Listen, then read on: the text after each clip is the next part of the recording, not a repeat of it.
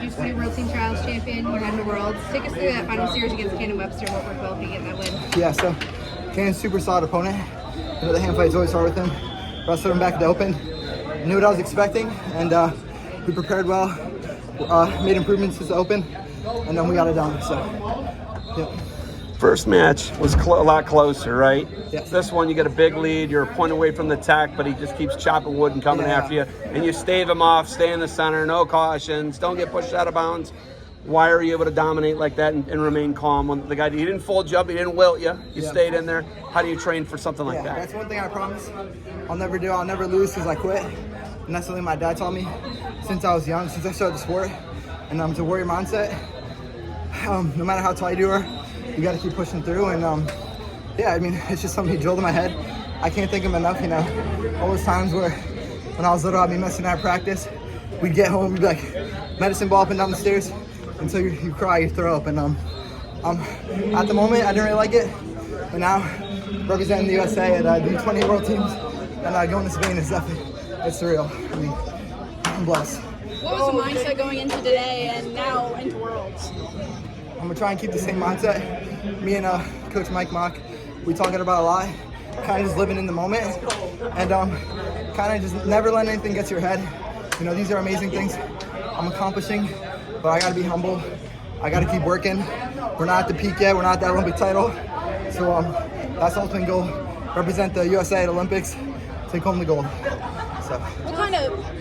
What kind of influence has Mike had on you, being your coach for a few years now?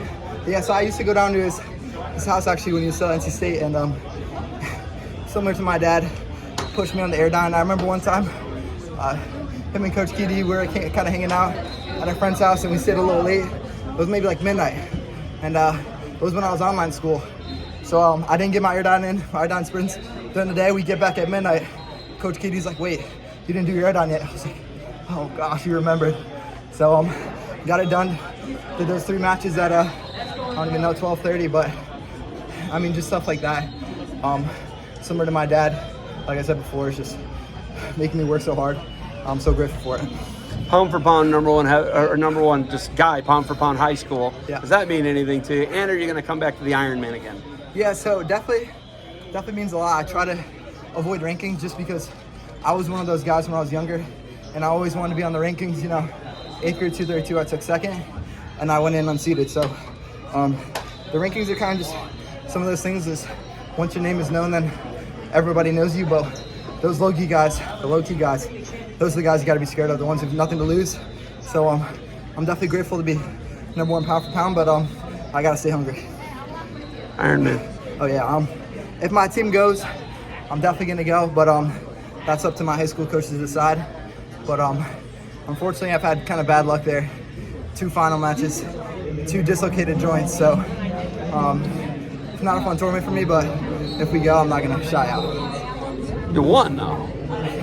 So I tore my labrum that match against ankle. So But you won.